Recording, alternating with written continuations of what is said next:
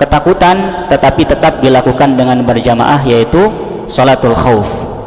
Kemudian begitu pun juga ada namanya kunut nazilah, ya. Nah, kunut nazilah itu Rasulullah SAW mulai kunut, dan tidak hanya pada subuh, tetapi juga di 5 waktu untuk mendoakan orang-orang yang melakukan pengkhianatan itu tadi.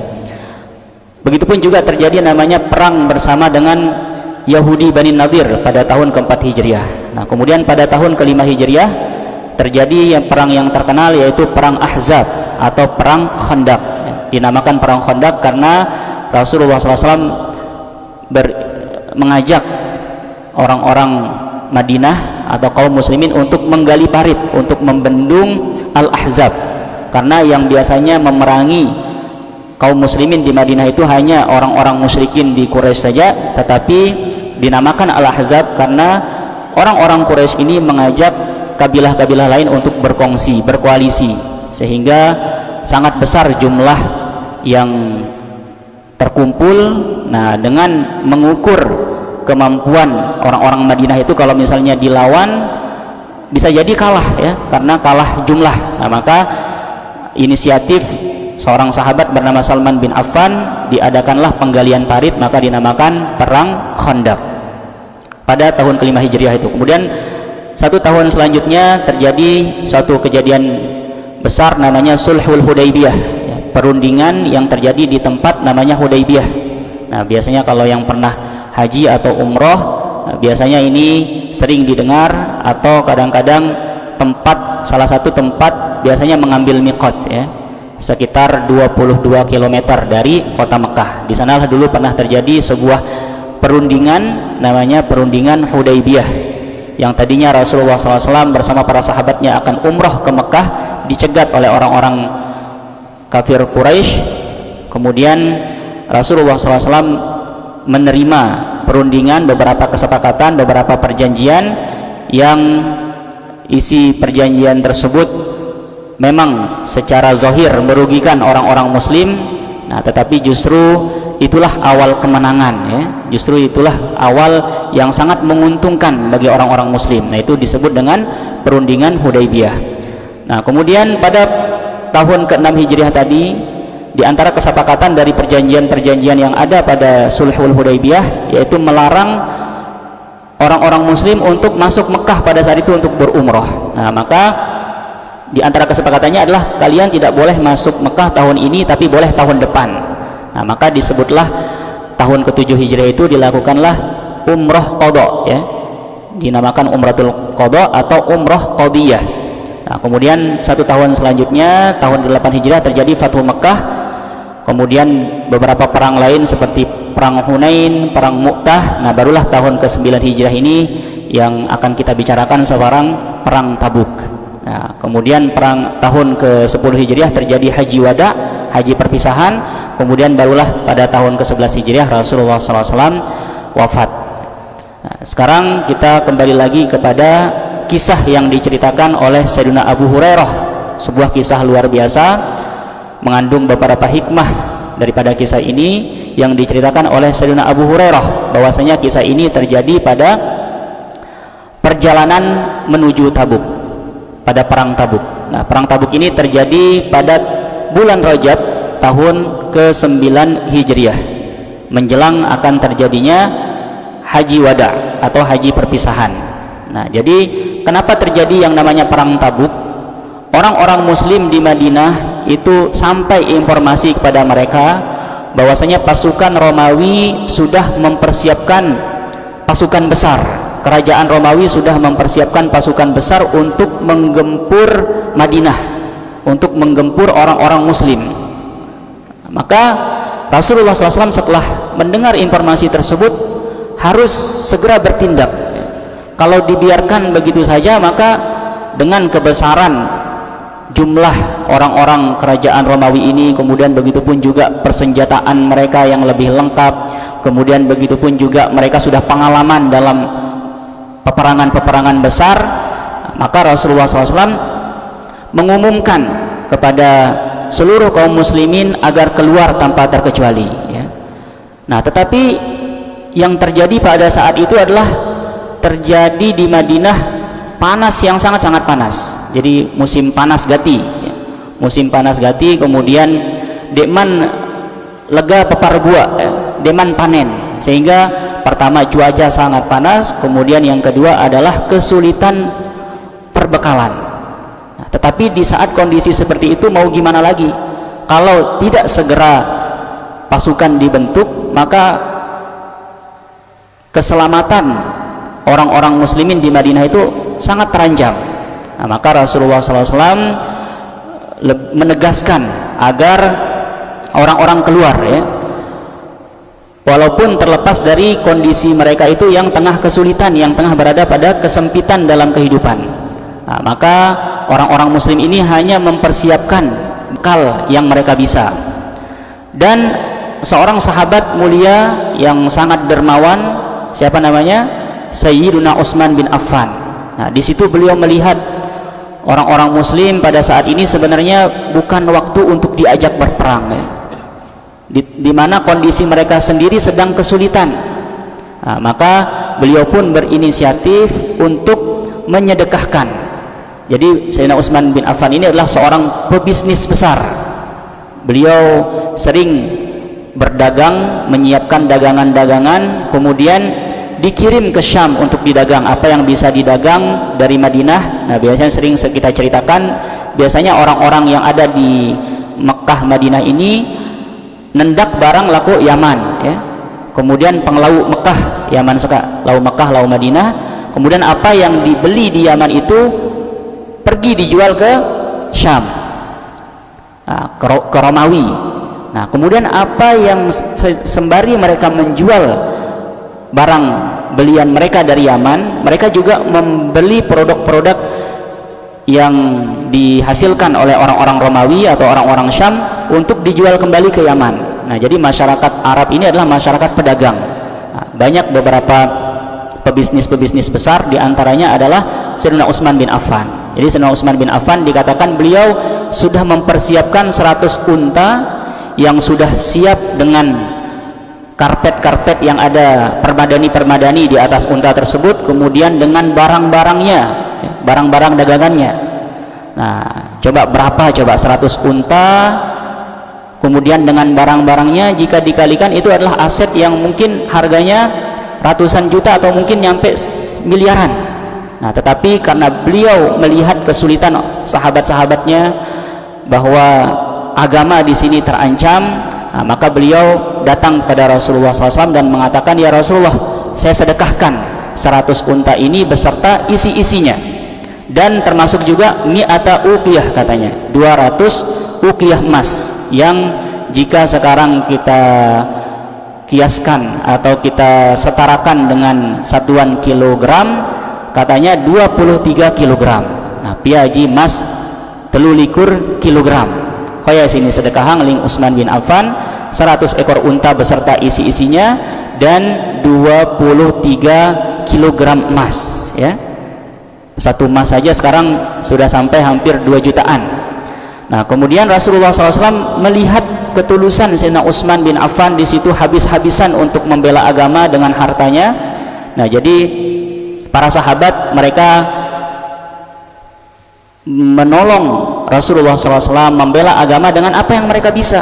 Seperti Sayyidina Utsman bin Affan, beliau diberikan kekayaan oleh Allah SWT, maka beliau melalui harta beliau, ada orang-orang yang mungkin dari segi harta berkecukupan, bisa dengan tenaga, bisa dengan hal-hal yang lain. Maka Rasulullah SAW melihat ketulusan Sayyidina Utsman di situ, beliau bersabda, ma yadurru Utsman ma amila ba'da hadza.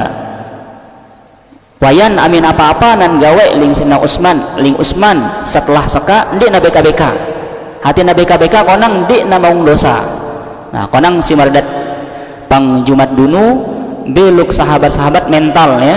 Ketika kami dijamin tama surga ndik pihak mereka pernya petantang petenteng langsung ya. Langsung nyaman. Nah, Sayyidina Utsman kabling berkah Rasulullah SAW bahwasanya apapun yang dilakukan oleh Utsman setelah kedermawanannya ini atau pentingnya apa yang dia sumbangkan di tengah-tengah kondisi seperti ini, dia itu tidak akan mendapatkan dosa apapun yang dilakukan setelah ini. Tapi buktinya Sayyidina Utsman bin Affan tidak melakukan dosa setelah itu ya. Nah, adapun apapun yang beliau lakukan ketika masa kekhilafahan itu adalah murni hasil ijtihad beliau, dan banyak terjadinya fitnah-fitnah kepada beliau. Jadi bukan ada yang menuduh misalnya Sayyidina Utsman bin Affan nepotisme, terlalu mementingkan keluarga-keluarganya untuk mendapatkan jabatan, dan beberapa selentingan-selentingan yang tidak baik lainnya, itu adalah tidaklah sepenuhnya benar ya.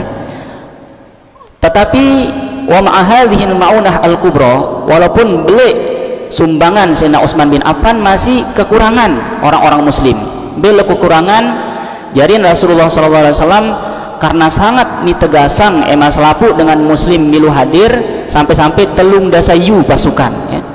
Nah konang onta atau kendaraan silu, onta baik jaran ataupun himar silu seka hanya 10 yu. Nah berarti 10 yu si entek unta, entek kendaraan, 20 yu sisan masih belangan nih. Dan jarak yang ditempuh itu adalah dikatakan 14 marhalah. Nah, marhalah seka satuan ukuran le sepuan pang Arab. Nah minnatu satuan ki satuan iyo sekitar siu 200 km. Siu 200 km. Kebetulan kita kak tuh laku Tabuk. Nah, kemudian tuh kita pang peta memang sekitar lebih siu kilometer. Nah hoilah jarak sinani tempuh.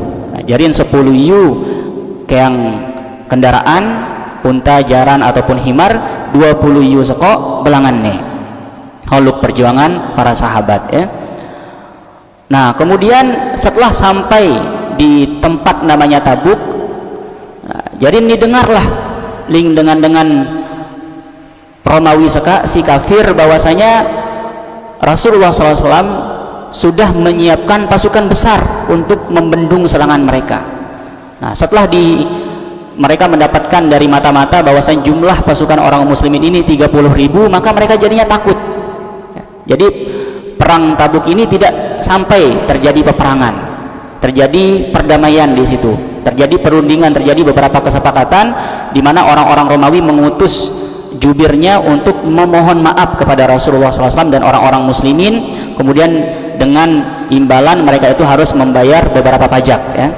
Nah jadi sampai di sini dikatakan ketika mereka itu sampai di Tabuk, nah, itu mereka sudah kehabisan bekal, kehabisan perbekalan. Maradatu bro bahwa ketika perang Tabuk seka disuruh ling Rasulullah SAW para sahabat, nah, ketika dengan kesulitan makanan.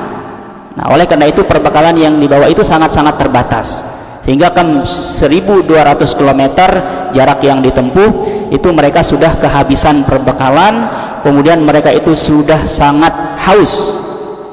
Kemudian ada mata air yang ada di Tabuk, hanya saja karena musim panas itu sedang mengering, hanya sedikit airnya. Nah maka di saat seperti itu dilihat oleh Rasulullah SAW batur-batur atau para sahabat merebut ya, beluk emang maung ai si sangat terbatas, sangat sekedik. Nah maka di kita ling Rasulullah disuruhlah salah satu sahabat coba ente manku ai seko sedok manku sekedik nakuk yang bedarup, nakuk yang besuma. Nah maka dietiklah sesedok ai Tabuk, ai mata air Tabuk, kemudian dibawakan kepada Rasulullah SAW. Rasulullah SAW dengan air tersebut misal wadah ya, kemudian beliau mencuci muka beliau, jatuh lagi ke wadah tersebut, mencuci tangan beliau, menetes lagi ke wadah tersebut, kemudian disuruh lagi sahabatnya kembalikan air ini ke tempatnya semula. Nah kemudian dengan berkat daripada bekas cucian muka Rasulullah SAW dan bekas cucian tangan Rasulullah SAW, jaratil ain, tiba-tiba air simula ita kering gak sekedik, tiba-tiba langsung mengalir deras. Fastaqan nas, maka orang-orang kemudian langsung bau nginam si telung dasayu seka cukup untuk minum dari air tersebut. Nah konang sikam selesai masalah adalah permasalahan ai, si masih adalah permasalahan makanan. Dengan kam panas tian gati sudah sangat kelaparan, sampai-sampai yang diceritakan di sini adalah biji-biji korma, meni korma honimot ya, untuk menambahkan energi. Kan lalu rasa-rasa manis honi mot atau nistama lakuai, kemudian honi inam jadi sari kurma ya, keman biji kurma. ni amanang ni sekumpul biji kurma hoya ni mot-mot ya. Sampai-sampai ketika kam de bau wah kira-kira bertahan ke sangat-sangat panas tian nih para sahabat seka kam berhari-hari amin sekitar 2 jelu 3 jelu kam biasa, sudah biasa para sahabat menahan lapar berhari-hari sekitar 2 sampai 3 hari. Tapi setelah 4 hari 5 hari mereka kemudian mengeluh dan datang kepada Rasulullah SAW. Mereka memohon izin kepada Rasulullah, ya Rasulullah, memang kita ini keterbatasan tunggangan ya, tetapi kita ini sudah tidak bisa bertahan ya Rasulullah, bekal kita sudah habis. Apakah engkau mengizinkan kami untuk menyembelih beberapa unta yang 10.000 ini? Nah, maka Rasulullah SAW berat di posisi itu ya. Di satu sisi 10.000 ini saja sudah kurang dari cukup. Nah, di satu sisi harus disembelih kembali. Nah, maka konang diri dipikir-pikir, haluk pemimpin ya harus melihat kemaslahatan. Ketika dihadapkan dengan pilihan yang berat, maka dia itu harus melihat mana yang lebih besar maslahatnya dan harus melihat akhafud dararain, mana kemudaratan yang paling ringan. Nah, memang bahwasanya menyembelih unta yang merupakan tunggangan itu adalah berisiko sangat-sangat besar. Tapi di satu sisi kalau tidak, maka sahabat-sahabat beliau bisa saja mati kelaparan. Maka akhirnya diizinkan. Nah, kemudian kam ni etik batik ling sahabat ni seka kam nani sembelih unta digitaklah ling sahabat bernama Sayyidina Umar. Nah, jadi Sayyidina Umar seka terkenal sahabat si ide otak nih agak main otaknya. Jarin selalu lu ide-ide cemerlang keman Sayyidina Umar. Nah, ni kita batur-batur kam na berajong na nyembelih. Nah, digitaklah ling Sayyidina Umar, masya nukum ku hama beka perso onta enggak sekedik beka hama sembelih, nama sembelih. Maka dijawablah ling batur-batur, istadzanna Rasulullah SAW fi nahriha, kami mau izin keman Rasulullah, yo minde natu sembeliha nonya natu kakan. Konang beling Sayyidina Umar, walaupun hama mau mangan keman onta si kam hama sembelih, konang dia nama hama bau selanjut nyawa hama ya, karena beluk natu sampai natu tulak laku Madinah atau natu lawan musuh pinan serang kita min kurang kendaraan tuh ya. Coba ada yang mau tahan dulu, meku ngerawas sekali barang ki Rasulullah SAW. Maka segera berlari Sayyidina Umar tergopoh-gopoh menuju Rasulullah SAW. Maka beliau dengan secara halus mengatakan, ya Rasulullah, ma baqa'un nas ba'da ibilihim, belukna telas manusia-manusia seka amin kam disembelih onta nih. Maka penang Rasulullah. Jadi Rasulullah SAW lu kadang-kadang amin dalam hal untuk memecahkan masalah, kadang-kadang langsung datang wahyu laku diri. Nah, kadang-kadang diobe ruang ling Allah SWT untuk berijtihad ya. Jadi yang nama ijtihad ini, berpikir keras itu tidak hanya ada pada ulama ya, tetapi sudah ada pada Rasulullah SAW. Salah satunya dalam hal ini, sehingga Rasulullah SAW jika sudah datang misalnya memutuskan keputusan, jika itu berasal dari wahyu maka tidak boleh diganggu gugat. Tapi jika berasal dari ijtihad beliau sendiri, maka Rasulullah SAW sangat menerima usulan sahabat-sahabat beliau yang lain ya. Nah, ini pelajaran bagi siapapun yang menjadi atasan, siapapun yang menjadi kepala, untuk menerima usulan-usulan daripada bawahan-bawahannya, mitra-mitra kerjanya. Siapa kita dibandingkan Rasulullah SAW yang menerima usulan sahabatnya. Nah, konang Rasulullah SAW penang ya. Ki Sayyidina Umar endah penang amin dia berko apa solusin silin. Nah, konang diingat kejadian nerap ling Sayyidina Umar bahwasanya Rasulullah SAW kak ni bedaruk ya keman mata air Tabuk yang tadinya itu kering, kemudian sisa bedaruk Rasulullah setelah ni uluk kembali pang apa sih mata air soko tiba-tiba langsung mengalir. Nah, maka Sayyidina Umar dengan kuatnya keyakinannya, nah maka di sini juga karena kita masih dalam kitabul iman ya, emang kuat-kuat keyakinan itu endah laku Rasulullah SAW. Karena kuat keimanan bahwasanya Rasulullah SAW bau selesaian permasalahan hak dengan mukjizat. Nah, konang Rasulullah SAW walaupun berdoa mukjizat, ni didik umat nih mande bertumpu tangan laku kesaktian. Ni ajar kita ling Rasulullah SAW emak tu jalani hidup seka sesuai dengan sunanullahi ta'ala fil kaun, sesuai dengan hukum-hukum alam, sesuai dengan sebab akibat. Jadi apapun yang kita lakukan itu jangan mengharapkan kesaktian-kesaktian ataupun keajaiban-keajaiban, kita lakukan prosesnya.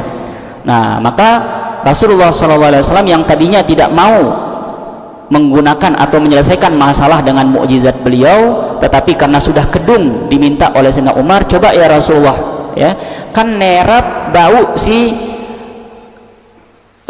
seturun berkah laku ai, coba yo ha usulanku berkah ya Rasulullah, pasti memang lega teman telung dasa yu seka sikam buek perbekalan nih yo nyaluk, pasti lo si masih sekitar siu atau 2 yu si masih lo perbekalan nih, walaupun gak seragam ke 2 regam ke daripada gandum, daripada kurma tu suruh sedatang selapun sekumpul pengdunu sih ya. Keri si doayang sang niobe kita langan nih Allah SWT, niobe sia keberkahan sehingga roh jari lega makanan-makanan si sekedik seko awamin berko tu coba dari Rasulullah, coba kau berarti kau bayi ide, kau tanggung jawab, kau umumang laku sahabat-sahabat silin, maka di umumang ngeling Sayyidina Umar, maka datang ya paling-paling maksimal dengan berdua seko hanya seragam gandum, seragam kurma, seragam biji-bijian, bahkan biji kurma mardat kita nis kumpul ya, sehingga setelah semua mengumpulkan apa yang tersisa yang ada di hadapan Rasulullah nih kelat syafroh istilahnya, syafroh biasa mintu mangan-mangan pengarap niklat syafroh singin. Nah niklat mengdunu Rasulullah, maka Rasulullah SAW bersimpuh ya, kemudian berdoa, ya Allah sesungguhnya engkau maha mengetahui kondisi kami ya Allah, sesungguhnya hamba-hambamu ini sedang memperjuangkan agamamu, tapi mereka tengah dalam kondisi kesulitan, bisa-bisa jika mereka terus menerus seperti ini kekurangan perbekalan, bisa-bisa mereka akan mati kelaparan, dan atau mereka itu sudah tidak ada tenaganya lagi ketika berhadapan dengan musuh sehingga mereka itu kalah. Nah maka setelah didoakan seperti itu, belinglah Rasulullah laku sahabat, hatu awiyatakum fakhudhu fiha, coba yo hama datang, hama baris bagus-bagus, antri ya baris bagus-bagus, ubah ember hama, bawa wadah kalian masing-masing, nanti kalian ambil masing-masing dari tumpukan makanan yang sudah kalian kumpulkan ini ya. Padahal sekedik ruan konang sai berete, tiba-tiba telung dasa dengan selaput maung ya, selapun berete dengan pul ember di sini teh konang selapun terbagi, bahkan baqiya 'alan nita'i qadru ma akhadan nas, bahkan tersisa masih ya. Nah maka ni kita si kejadian seko Rasulullah SAW nikiat diri ini, fadhahika SAW hatta badat nawajidhuhu, maka tertawalah Rasulullah SAW sampai tertawa badat nawajidhuhu ini untuk mengungkapkan bahwa Rasulullah tertawa terbahak-bahak ya. Nawajidh ini adalah amin tu hafal mufradat dalam bahasa Arab ya, ha gigi seri, ha gigi si pangdunu, thanaya sini thanaya. Nah, kemudian amin gigi taring dalam bahasa Arab adalah aniyab. Lo hadis mengatakan kulladzina bin, setiap yang memiliki taring ya fahuwa haram, setiap hewan yang memiliki kulladzina bin minas siba fahuwa haram, setiap yang memiliki taring daripada hewan buas maka itu haram untuk dikonsumsi. Nah kemudian si singin gigi geraham, setelah kan gigi geraham lo singin gigi geraham dunu, lo singin gigi geraham mui. Nah gigi geraham depan ini dalam bahasa Arabnya adalah adros atau dirs. Nah biasa mintu belajar makharijul huruf disebut ya, lo huruf-huruf si lus keman adros, keman gigi geraham depan. Nah barulah an-nawajidh ini adalah artinya dalam bahasa Indonesia adalah gigi geraham belakang. Nah maka di sini menunjukkan bahwasanya Rasulullah SAW tertawa terbahak-bahak sampai terlihat gigi geraham belakangnya yang mulia sampai terlihat, sururan bi ikrami rabbihi lahu wa li ummatihi, karena bahagia karena kemahamurahan Allah SWT untuknya dan untuk umatnya. Kemudian mengatakan asyhadu alla ilaha illallah wa anni rasulullah, aku bersaksi bahwa tidak ada Tuhan selain Allah dan bahwasanya aku ini adalah utusan Allah. Jadi ucapan asyhadu alla ilaha illallah wa anna muhammadar rasulullah saka la yamutu abdun wa huwa yashhadu hataini syahadatain, tidaklah mati seseorang hamba, kemudian dia dalam keadaan sudah bersaksi dengan dua syahadat ini, la yasyukku fihima, dengan syarat kesaksiannya itu dengan meyakinkan, tidak ragu-ragu bahwasanya Allah adalah Tuhan kita dan Nabi Muhammad adalah Rasul kita, illa dakhalal jannah, melainkan wajib akan masuk surga. La yahjubuhu anha wa la yamna'uhu minha ma amila min su, tidak akan dihalangi, tidak akan dicegah dia itu hanya dengan sebab dia itu mengucapkan dua kalimat syahadat, tidak akan tercegah dia daripada masuk surga apapun yang dia lakukan daripada perbuatan buruk. Nah, jadi ada beberapa faidah yang bisa kita ambil daripada hadis ini. Yang pertama adalah husnu khuluqihi sallallahu alaihi wasallam, kemuliaan akhlak Rasulullah sallallahu alaihi wasallam, kemudian diri sebagai pemimpin sangat-sangat diperhatian kemaslahatan rakyatnya, kemaslahatan umatnya. Nah, maka kita hendak situ jari kepala, situ jari pemimpin harus tu perhatian kesejahteraan, ya, harus tu perhatian kesejahteraan bawahan tuh. Nah, lo buku si terkenal yo judul Leader Eat Last. Leader Eat Last. Jadi sisingin namanya pemimpin itu harus makan yang terakhir, harus sudah menjamin dulu anak-anak buahnya sudah makan, baru dia itu makan. Nah, Rasulullah SAW sendiri juga bersabda, khadimul qaumi akhiruhum suqya, yang namanya pemimpin kaum itu harus dia yang paling terakhir minum. Nah, itulah dibuat oleh seorang orang ilmuwan barat, ya, yang ahli dalam leadership, namanya Simon Sinek namanya. Nah, itu banyak bukunya di toko-toko buku, Leader Eat Last, diambil dari hadis Rasulullah, ya, yang berbunyi tadi khadimul qaum atau sayyidul qaum akhiruhum suqya.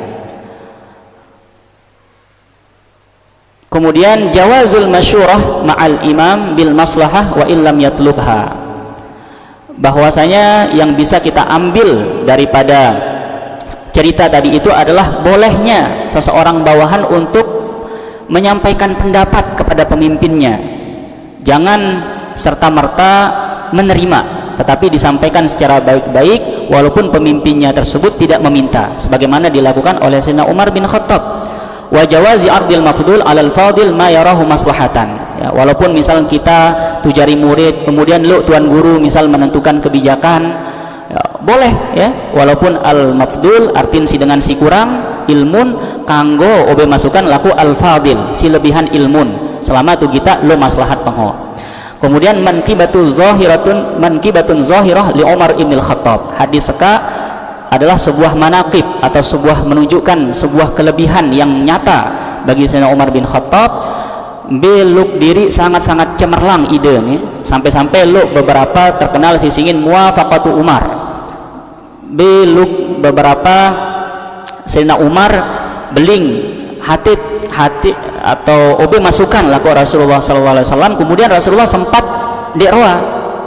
terima konang turun wahyu, ternyata dipilih ni lebih sekena ling Allah SWT pendapat Sayyidina Umar. Nah, misal si pertama si terkenal adalah tentang wattakhidhu min maqami Ibrahim musalla. Nah, ketika Rasulullah SAW masih di Mekah, deman lalu hijrah laku Madinah ataukah hijrah pang peristiwa Fatu Mekah, Rasulullah SAW sembayang, ya, pangdunu Ka'bah. Nah, konang dengan tawaf seka sampai-sampai di niton Rasulullah bau-bau nilengkak Rasulullah.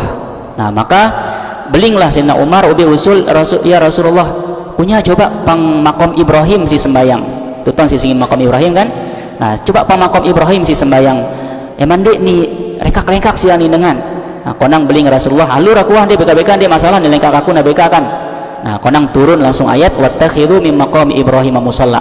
Buatlah makom Ibrahim itu sebagai tempat salat. Nah, maka Sayyidina Umar bin Khattab ketika turun ayat itu menangis terseduh-seduh. Dek belingku, apa daku kan kena anda aku daripada diri, ya. Nah, kemudian si kedua terkait Abdullah bin Ubay bin Salul, ya. Abdullah bin Ubay bin Salul terkenal sebagai Raisul Munafiqin atau pemimpinnya orang-orang munafik, ya. Jadi sangat-sangat lega akal sisingin Abdullah bin Ubay bin Salul seka, ya. Beluk nih kaidah Rasulullah, ya.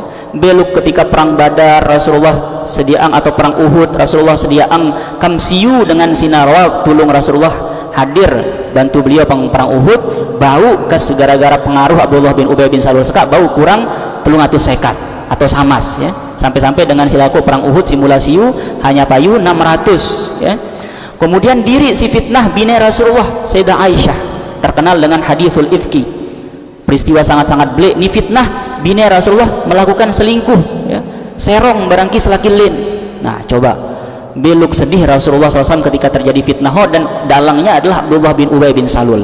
Dan banyak juga kelakuan-kelakuan Abdullah bin Ubay bin Salul seka konang ketika mati Abdullah bin Ubay bin Salul, walaupun tauhok munafik konang lo anak si Islam ni bagus, Abdullah bin Abdullah sing ini.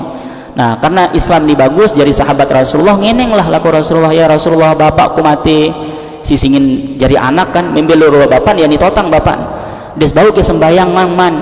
Jadi Abdullah bin Ubay Salul seka munafik ya, dinyatakan keimanan walaupun yubtinu al-kufra, merasihakan membiarkan dalam batinnya itu kekafiran. Nah konang sisingin akhlak Rasulullah, roa Rasulullah datang laku balik Abdullah bin Ubay bin Salul ni awek lin sana Umar beka nak roa sembayangan man dengan berkoruan, coba masa des ingat apa kan gawe-gawe manusia konang beling Rasulullah dia beka-beka aku sembayang beh. Nah maka pas kamnal datang na sembayang turunlah ayat wala tusalli ala ahadim minhum mata abadan, dekanggo dan sembayangan man dengan Abdullah bin Ubay bin Salul ataupun orang munafik lainnya. Nah maka dalam hal sokok kan ni sekena hai Umar bin Khattab ni sekena ketika berbeda pendapat Umar dan Rasulullah, maka benar pendapat Umar bin Khattab. Nah begitupun juga dalam ayat Khomar, dalam ayat hijab terkenal ceritanya terjadi beberapa hal perbedaan, dan yang diunggulkan oleh wahyu itu adalah pendapat Sayyidina Umar bin Khattab. Nah maka kita juga perlu meneladani Sayyidina Umar bin Khattab yang memiliki ide cemerlang yang menghasilkan solusi-solusi, tetapi dengan catatan nindek itu sombong ya, gara-gara aminde aku berko aminde karena ide aku dia bau na berkah. Nah jarin berkalah lu ke sahabat. Kemudian husnu adabu khitabil uzama wa su'al minhum fayaqul law fa'alta kadza aw amartu kadza aw anti dzamil kadza fa hajmalu min qawlihim lil kabir if'al kadza bi sighatil amr. Nah kemudian yang terakhir tentunya yang menjadi syahid daripada hadis ini adalah bahwasanya tadi kan judulnya adalah tentang dalil bahwasanya barang siapa yang mati dalam ketauhidan maka dia itu dijamin masuk surga. Fihi hujjah li ahli sunnah, ini menjadi hujjah bagi ahlu sunnah yang mematahkan perkataan Mu'tazilah, perkataan Khawarij, perkataan Murji'ah. Nah ini menjadi hujjah, dalil yang kuat bagi golongan ahlu sunnah wal jamaah bahwasanya barang siapa yang mati asal dia itu sudah mengucapkan 2 kalimat syahadat maka pasti akan masuk surga. Dan kemarin sudah kita jelaskan, terlepas nanti sebelumnya akan masuk neraka atau yang dimaksudkan di sini adalah mengucapkan 2 kalimat syahadat dengan penuh keimanan, dengan tanpa keraguan, yang dimana apabila seseorang sudah mengucapkan 2 kalimat syahadat dengan tanpa keraguan, dengan penuh kepercayaan, maka itu akan menjadi pencegah bagi dia untuk melakukan amal-amal keburukan. Cukup saya hadis seka tu bahas untuk pertemuan mudah-mudahan tu bau lanjut untuk pertemuan selanjutnya masih dalam bab yang sama terkait penjelasan tentang bahwasanya asalkan seseorang itu mati dalam tauhid maka terjamin masuk surga dengan keluasan rahmat Allah Subhanahu wa taala. Nafa'ana Allah ma sami'na wa bima qara'na. Allahumma ij'al jam'ana hadza jam'an mubarakan marhuma wa tafarruqana min ba'dihi tafarruqan hasanan ma'suma la tada' fina wa la minna syaqiyyan wa la mahruma. Allahumma hdina li ahsanil akhlaq la yahdi li ahsaniha illa ant wasrif 'anna sayyi'aha la yasrifu 'anna sayyi'aha illa ant. Rabbana atina fid dunya hasanah wa fil akhirati hasanah wa qina adzaban nar. Wa sallallahu wa sallim wa barik ala sayyidina Muhammadin wa ala alihi wa sahbihi ajma'in walhamdulillahi rabbil alamin. Subhanakallahumma bihamdika asyhadu an la ilaha illa ant astaghfiruka wa atubu ilaik. Terima kasih. Wallahu waliyut taufiq. Wassalamualaikum warahmatullahi wabarakatuh.